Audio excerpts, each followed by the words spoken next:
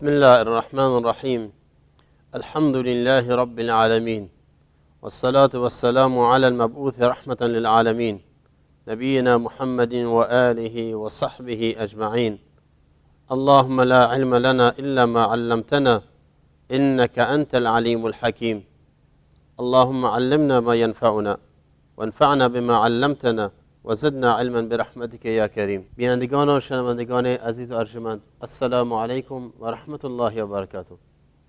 در ادامه سلسله درس‌های تفسیر نور آیاتی را با هم در درس‌های گذشته مرور کردیم از سوره البقره که در آن داستان جدیدی از داستان‌های راستین قرآن کریم با طور خیلی مختصر و فشرده باز شد.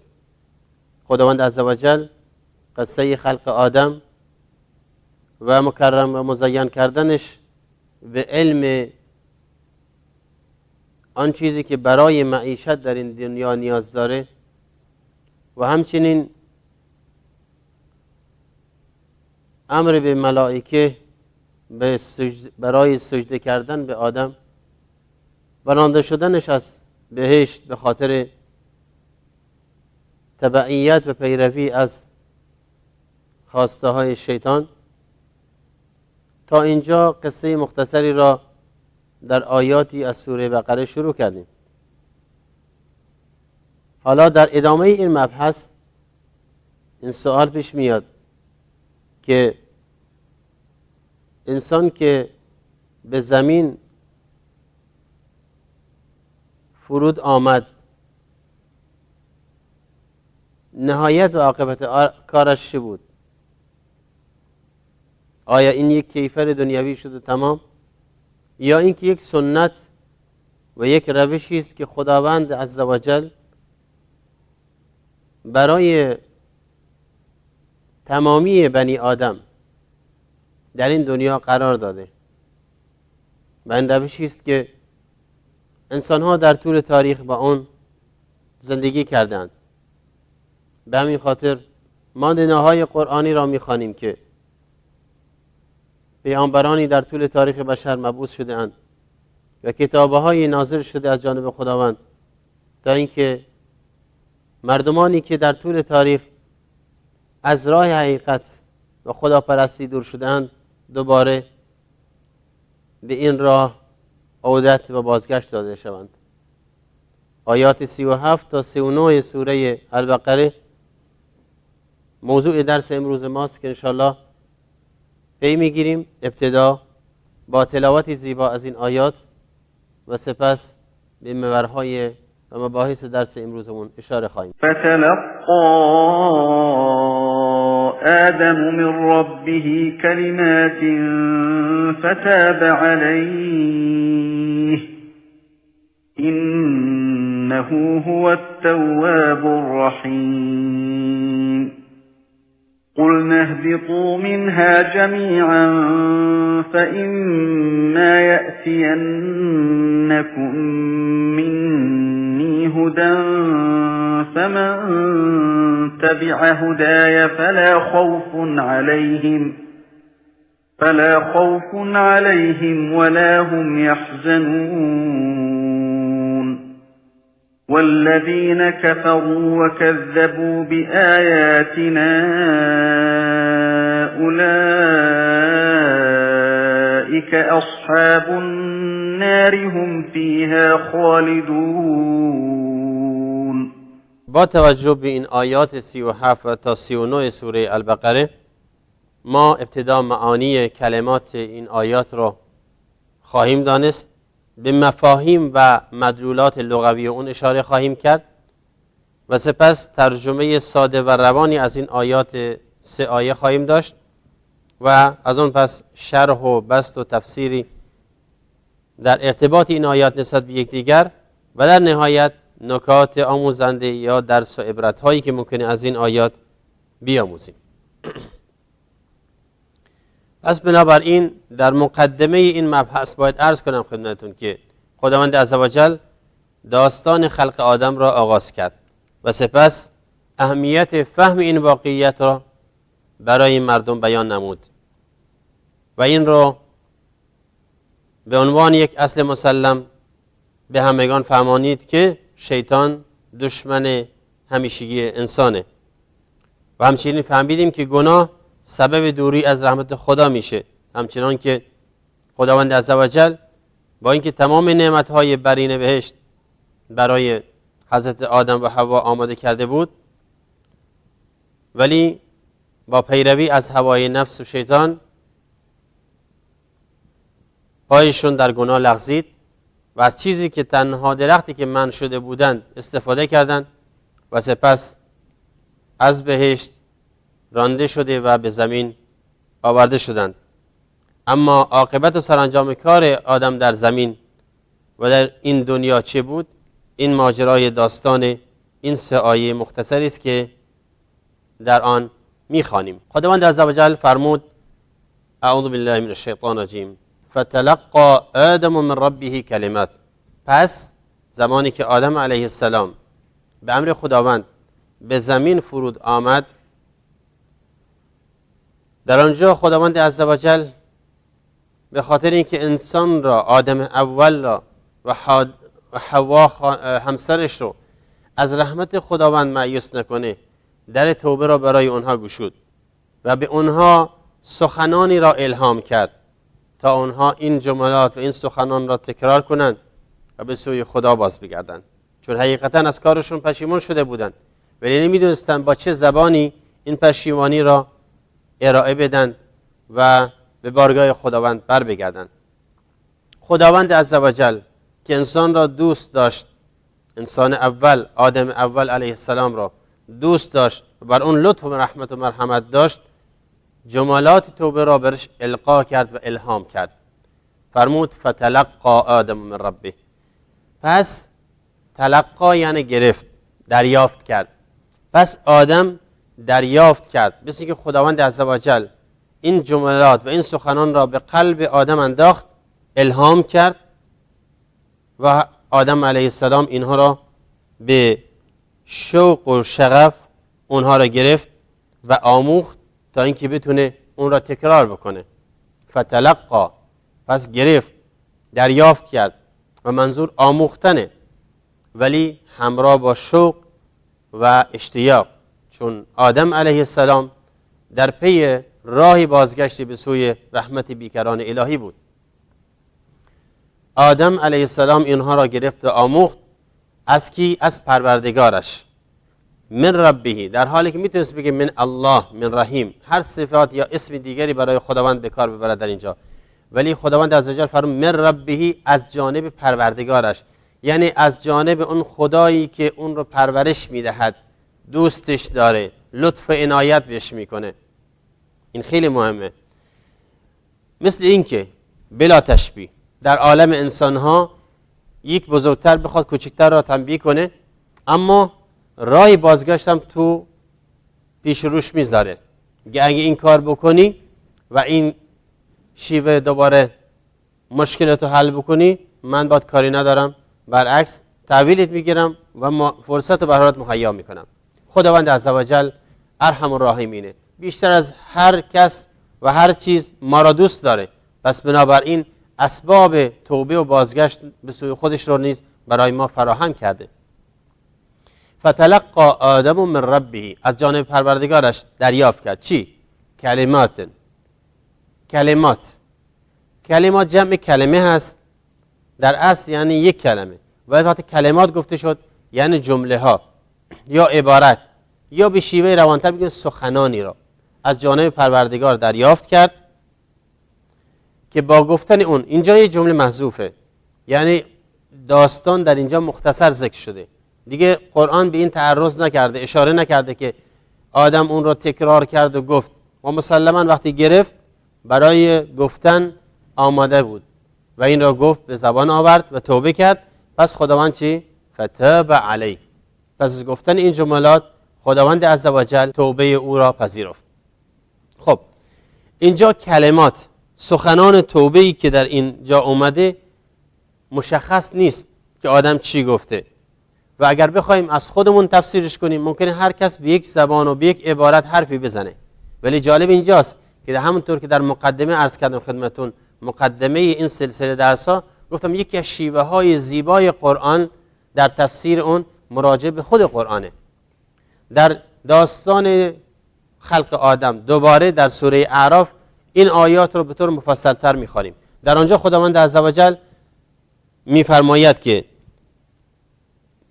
قال ربنا، این دو نفر یعنی آدم و حوا علیهم السلام، قال ربنا اننا ظلمنا انفسنا، قال ربنا ظلمنا انفسنا فاغفر وان لم تغفر لنا وترحمنا لنكونن من الخاسرین.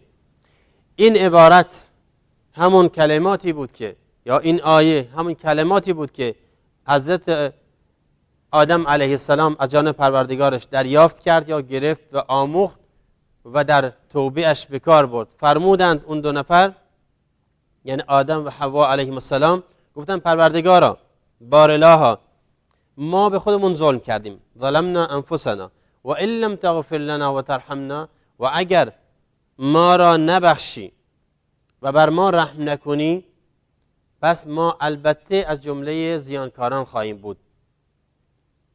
مثل اینکه با تأکید و الها و با شوق و شغف به سوی خدا بازگشتن، دستانشون رو به آسمان درست کردن و از خداوند خواستن که اونها را ببخشه و بر اونها رحم و لطف و مرحمت بکنه.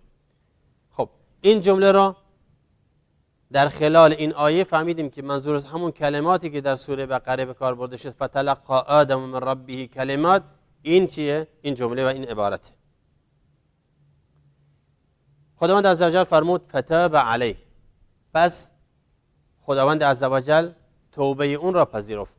زیباست و جالبه که بدونید توبه یا از همون کلمه توبه گرفته میشه، در لغت عربی دو معنا داره و هر دو مکمل یکدیگرن. اگر که توبه به طور تنهایی به کار برده شد یا از حرف من و امثال اون استفاده شد، یعنی شخص توبه کرد، از یک کاری برگشت، یا تاب الی به سوی با لفظ الی متعدی شد به معنای اینکه اون شخص یا اون انسان از کار خودش پشیمون شد و دست کشید و اومد به طرف خداوند و اظهار پشیمانی کرد. پس اینجا به معنی توبه کردنه، خود عملیات و کار توبه. تاب منه او تاب الی، اینجا معنای چی میده؟ توبه کردن، از خود بنده سر میزنه. کاری است که انسان انجام میده، پشیمان میشه و اظهار ندامت میکنه و سعی میکنه اون کار اشتباهش رو جبران بکنه. این میشه توبه‌ای که از انسان سر میزنه. اما وقتی از جانب خداوند بود، فتاب علی، پس خداوند توبهش رو چی؟ پذیرفت. یعنی چی؟ وقتی که با لفظ علا متعدی بشه یعنی پذیرفتن اون کاری که انسان انجام داده. بنده توبه میکنه، خداوند توبه را میپذیره. بنده اظهار اشتباه و ندامت میکنه، خداوند عذرش رو میپذیره. پس بنابراین فتاب علی یعنی اینجا نسبت به خداوند داره، یعنی خداوند عزوجل الله سبحانه و تعالی توبه انسان را پذیرفت. انه هو التواب الرحیم، توبه را پذیرفت.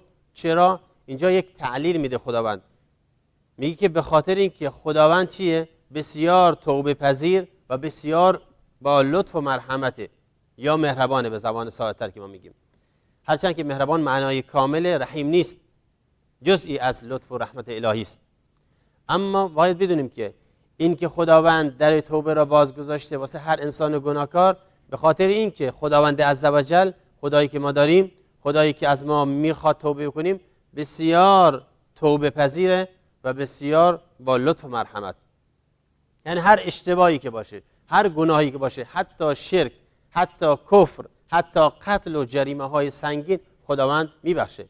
در آخرین آیات از سوره مبارکه الفرقان داریم که خداوند عزوجل درباره عباد الرحمن، بندگان خوب خدا، اونهایی که واقعا مورد تمجید و ستایش قرار گرفتن در آیات قرآنی، یک از صفاتشون اینه که وقتی برمیگردند از گناهانی مثل شرک، مثل قتل، مثل زنا و دست میکشن، خداوند نه تنها توبهشون میپذیره، ولی اگر واقعا توبهشون صادقانه باشد و عودتی به اون گناه نداشته باشن، اون گناهان گذشتهشون هم خداوند به چی؟ به نیکی تبدیل میکنه. فاولئک یبدل الله سیئاتهم حسنات، و کان الله غفورا رحیما. یعنی در بارگاه خداوند هیچ چیز نشدنی نیست، چون با حسن نیت برگشته و خداوند را قبول داره به این که توبه پذیر هست و لطف و رحمت داره، پس بنابراین قلم عفو و تمام گناهان میکشه و نه تنها این بلکه اون گذشته ها را به خوبی ها مبدل میکنه تا اینکه اجر و پاداش آیندهش بیشتر باشه و بر گذشتهش حسرت نخوره. همونطور که در آیات آینده میخونیم که اونهایی که از حق پیروی میکنن با صداقت و با اخلاص چی میشن؟ نه در گذشتهشون غم و اندوهی دارن و نه در آینده ترس و هراسی. کلمات دیگر قرآنی در این آیات اینه که خداوند عزوجل فرمود قل نهبطوا. قل نهبطوا یعنی چی؟ ما گفتیم. خداوند عزوجل دستور میده و میفرماید که ما گفتیم، ما امر کردیم. وقتی که آدم علیه السلام با حوا اشتباه کردن در بهشت، دستور صادر شد. دستور چی؟ هبوط. و هبوط یعنی فرود آمدن. و جالب اینجا بدونید که هبوط همون نزول هست، یعنی چون هر دو از بالا به پایین صورت میگیره، هم هبوط و هم نزول. ولی نگاه کنید، نزول که برای قرآن یا برای ملائکه وارد شده در قرآن کریم، چون باعث خیر و برکت و نورانی شدن دنیاست و بنابراین به یمن برکت گرفته شده. درباره قرآن کریم از نزول یا تنزیل استفاده شده. انا انزلنا انا نحن نزلنا، هر دو آمده است، هم از صیغه انزال افعال، هم از صیغه تنزیل، به خاطر که تدریج صورت گرفته. نزول قرآن تدریجی بوده، در یک وقت واحد نبوده، بلکه در 23 سال نبوت رسول الله صلی الله علیه و سلم آیات قرآنی پیاپی نازل شده. و این حکمت اینه که هم قرآن با صیغه انزال اومده، هم با صیغه تنزیل. به هر حال خداوند عزوجل برای قرآن کریم، برای ملائکه و همچنین برای باران، انزلنا من السماء ماء طهورا، برای هر ستا اینها که خیر و یمن و برکت هستن، از نزول استفاده کرده و همه از آسمان میان، همه از بالا به پایین. آدم اول علیه السلام با حوا نیز همینطور از بهشتی بر این که در چی بود؟ در آسمان ها، در مثلا بالا بود، هبوط کردن، پایین اومدن، فرود آمدن به دنیا. ولی این هبوط خیری امراش در ظاهر امر نبود، بلکه حکمتی بود که خداوند اقتضا کرده بود از در اضطرار و از اجبار و از اکراه اون دو فرود آمدن به زمین. این معنای هبوطی است که در اینجا قرآن کریم به کار برده در مورد آدم و حوا علیه السلام. و همچنین در اینجا چون صیغه جمع آمده و نگفته اهبطا، هرچند که در آیات دیگر با صیغه تسنیه هم اومده. در آیات دیگه میخوانیم که قل نهبطا منها جمیعا، به هر دوی آنها آدم و حوا گفتیم. و اینجا به صیغه جمع اومده، مراد اینه که خود آدم علیه السلام به تنهایی مراد نیست، بلکه نسل و ذریه اون تا قیام قیامت به این آیه مخاطب هستند، به دلیل مابقی آیه که میخوانیم. خداوند عزوجل فرمود فاما یاتینکم. فاما اصلش از دو حرف تشکیل شده، یه حرف شرط ان و حرف ما. ما گفتن برای تاکید اومده و در اصل ان هست. پس اگر یا چنانچه یا زمانی که چی؟ یاتینکم. و یاتی به معنای چیه؟ فعل مضارع است، یعنی زمانی که، آن وقتی که، چنانچه به سوی شما بیاد، سرازیر بشه، نازل بشود برای شما چی؟ منی، از جانب من. خداوند عزوجل میفرماید هدن، هدایتی، که منظور همون آیات و پیام آسمانی است، پیام خداوند عزوجل که توسط ملائکه برین ملائکه مقرب الهی نازل میشه برای هدایت بشریت، تعبیر شده به لفظ هدایت. یعنی چی؟ به خاطر اینکه روشنگری همراه داره، ارشاد داره، توجیه هست و خداوند عزوجل میخواد با این آیات مردم را چیکار کنه؟ هدایت کنه دوباره به راه راست. کتاب الله کتاب الله. و اینجاست که خداوند عزوجل دینش رو نور معرفی کرده و هدان معرفی کرده. چرا؟ چون انسانها را از منجلاب ظلمات و کفر و الحاد و شرک و خرافات بیرون میاره به صراط مستقیم، صراطی که نور هست و حقه و انسان را از همه اشتباهات و از همه خرافات نجات میده. پس بنابراین قل نهبطوا منها جمیعا فاما یأتینکم منی هدی. پس هر آنچه که از جانب من، زمانی که از جانب من چی؟ هدایتی برای شما اومد و این نه تنها درش خبر هست، نه تنها درش شرطه، یعنی اگر آمد این کار بکنید، بلکه یه نوع خبر هم داره. یعنی خداوند عزوجل از روز اول به آدم و نسل آدم گفته که مطمئن باشید شما را به حال خودتون رهاتون نمی کنم، بلکه پیاپی در میان شما پیام‌های را میفرستم و این بشارت و مژده به ارسال رسول و بعثت انبیا و نزول کتاب‌های آسمانی است. و بهتر بگیم کتاب‌های الهی، چون گفتیم کتاب‌های آسمانی یه اصطلاحات غلطه. فمن تبع هدایا، خداوند از جا فرمود فمن تبع، پس کسی که، اینجا یه شرط دیگه اومد، پس کسی که یا کسانی که تبع یعنی اتباع کرد، پیروی کرد از چی؟ هدایا، از هدایت من. با همون لفظ هدای اولی دوباره به خود این نسبتش داد. هدا در اونجای هدایت و در اینجا یعنی هدای من، یعنی آیات من، پیام من، سخنان من که میاد برای هدایت شما. کسی که از این سخنان پیروی بکنه چی میشه؟ فلا خوف علیهم ولا هم یحزنون.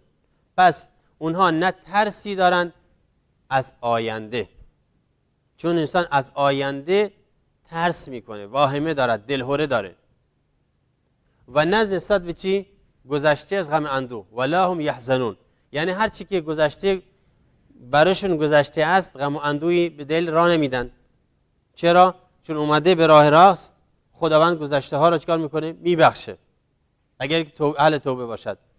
یا اینکه همونطور که رسول الله صلی الله علیه و سلم فرمودن الاسلام یجب ما قبله، اسلام ما قبلش را میپوشانه. به همین خاطر اصحاب رسول الله صلی الله علیه و سلم، کسانی که اومدن به پیامبر اسلام ملحق شدن و دین او را پذیرفتن، خیلیشون مشرک بودن، خیلیشون از بزرگان اهل شرک بودن، ولی زمانی که اومدن صادقانه بیعت کردن با پیامبر صلی الله علیه و سلم و دست ایمان دادن و تا آخرین لحظات عمرشون بر این ایمان رشادت به خرج دادن، استقامت کردن، دیدیم که خداوند عزوجل اونها را بهترین انسان‌های روی زمین بعد از انبیا قرار داده و پیامبر اکرم صلی الله علیه و سلم در روایت صحیح بخاری و دیگر احادیث اومده، کتاب‌های حدیث، که فرمودند خیر الناس قرنی، بهترین مردم روی زمین علی الاطلاق بعد از انبیا کیا هستند؟ اونایی هستند که هم عصر منند، از اهل ایمان، البته نه اهل کفر، کسانی که معاصرند با پیامبر صلی الله علیه و سلم. پس فلا خوف یعنی ترسی درشون نیست. و خود ترس یعنی چی؟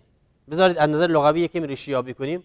معنای ترس اینه که انسان توقع و انتظار یک عاقبت، مثلا عاقبت بد یا ناپسند یا ناخوشایند داشته باشه. حالا اون هم یا از روی تخمین باشه یا از روی چی؟ یه معلومات یقینی باشه. دقیقاً نقطه برعکس رجا یا امید. وقتی که شما به چیزی امیدوار هستید، یعنی توقع دارید و انتظار دارید به یک خیر و خوشی برسید، حالا یا اینکه اسبابش کاملا برای شما فراهمه، یا اینکه تخمین میذارید شاید براتون در خیر باز بشه. ترس هم دقیقاً نقطه برعکس امیده. انسان وقتی که یک اشتباهی انجام داده، از آینده میترسد که نکنه یقشو بگیرن. اما خداوند عزوجل نسبت به مؤمنان میگه چی؟ لا خوف علیهم، از آیندهشون هراس نداشته باشن، ترس نداشته باشن، واهمه نداشته باشن. چرا؟ چون خداوند تکفل کرده به این که اگر کس ایمان آورد و عمل صالح انجام داد، بهشت برین براش آمده است. اسباب ورود به بهشت همون کارهای نیکی است که ما در دنیا انجام میدیم. ادخلوا الجنة بما کنتم تعملون، یعنی چی؟ به وسیله، با در اینجا سببی است، یعنی به سبب اون کارهایی که نیکی که در دنیا انجام داده اید وارد بهشت بشید. اما خود بهشت با اون نعمت‌های بیکرانش طبعاً به طبیعت حال پاداش کارهای ما نیست، بلکه فضل بیکران الهی است. ولا هم یحزنون، و مؤمنان کسانی که از دین خدا و از آیین خدا پیروی کردن، نسبت به گذشته‌اش هم چی؟ غم و اندوهی به دل راه نمیدن. چون خیلی ها وقت میشه که انسان نسبت به گذشته‌ای که انجام داده دلهره داشته باشه که نکنه به اونها مبتلا بشه، و یقشو بگیرن. اینجاست که خداوند عزوجل فرمود که و حزن برعکس شادی هم هست، برعکس خوشحالی است. خداوند میفرماید که اینها هیچ غم و اندوهی نسبت به گذشتهشون در این دنیا هم ندارن و همچنین در آخرت. ولا هم یحزنون، به هر دو موضوع اطلاق میشه. یعنی اهل ایمان هم نسبت به گذشتهشون در این دنیا غم و اندوهی ندارن و هم در جهان آینده نسبت به گذشته‌ای که ازشون گذشته غم و اندوه به دل را نمیدن. اما در مقابل اینها ما دو گروه دیگه داریم و اونها یک گروه دیگه داریم، مکذبین، کسانی که راه کفر در پیش گرفتن و تکذیب کردن. و اینجا دو گناه با هم جمع میشه. انسان ممکنه کافر باشه، یعنی یک مسئله را انکار بکنه، نپذیره، اما تکذیب کردن این دیگه گناهی بالای گناست. انسان‌های بودن در مقابل دعوت اسلام نپذیرفتن ولی کاری هم نداشتن، اما انسان‌هایی با دشمنی وارد شدن، تکذیب کردن، دروغ پنداشتن و پیام حق را کاملا با شدت رد کردن و پیامبران خدا را در طول تاریخ چهار کردن، مورد عناد و لجاجت خودشون قرار دادن و باشون دشمنی کردن. خب اینها گناهی بالاتر از اون جریمه انکار حقیقت بود و لذا خداوند عزوجل اونها رو تهدید میکنه و اما الذین کفروا و کذبوا بآیاتنا. و جالب است اینجا بدونیم که همین آیات، حالا این کدوم آیات بوده؟ آیا پیامبران؟ آیا آیات وحی؟ قرآن؟ یا هر چیز دیگه؟ ممکن هر چیز از اینها تفسیر بشه، ولی قرآن همیشه سعی کنیم که با شمولیت و کمالش تفسیر بکنیم. آیات وحی و آیات حقی که در طول تاریخ بشر توسط جبرئیل بر پیامبر نازل شده شامل این آیه میشه. و لذا کسانی که راه کفر در پیش گرفتن و تکذیب انبیا کردن و تکذیب آیات وحی کردن و پیام حق را رد کردن، اونا چی هستن؟ اونها اصحاب نار هستن. جالب اینجاست بدونیم که این همین آیات همون هدایی است که در آیه قبلی اومده. در آیه قبلی فاما یأتینکم منی هدی، درباره مؤمنان فرمود فمن تبع هدایا، فمن تبع هدایا، پس کسی که پیروی کرد از چی؟ از هدایت من. همین آیات، همین هدا نسبت به مؤمنانی که ازش پیروی میکنند صفت هدایتگری خودش رو حفظ میکنه و مؤمنان راه خودشون رو میبینند و از این نور مبین ایمان استفاده میکنند و به صراط مستقیم هدایت میشن، در حالی که کفار، منکرین و تکذیب کنندگان این پیام حق فقط براشون اتمام حجت میشه ولی دیگه قرآن براشون یا اون آیات وحی که براشون نازل شده هدایتگر نیست. به همین خاطر قرآن فرمود که چی؟ هدی و رحمت للمؤمنین. قرآن چیه؟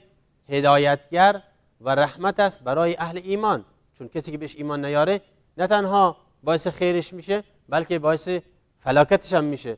قرآن فرمود و ننزل من القرآن ما هو شفاء و رحمت للمؤمنین ولا یزید الظالمین الا خسارا. یعنی چی؟ یعنی ما قرآن را نازل کردیم که تا اینکه شفا برای اهل ایمان باشد، اونها را از بدیها، از امراض نجات بده، ولی برای کفار چی؟ برای کفار فلاکت و خسارت و زیانباری است. چرا؟ چون اونها را براش اتمام حجت میشه و روز قیامت گناهشون سنگین تر. پس بنابراین اما الذین کفروا و کذبوا بآیاتنا اولئک اصحاب النار، همیشان هستند چی؟ صاحبان جهنم. اصحاب، ببینید زیبایی قرآن در عبارت‌ها چقدر دقیقه. صاحب از صاحب گرفته شد، جمع صاحب است و صاحب یعنی چی؟ یعنی رفیق، دوست.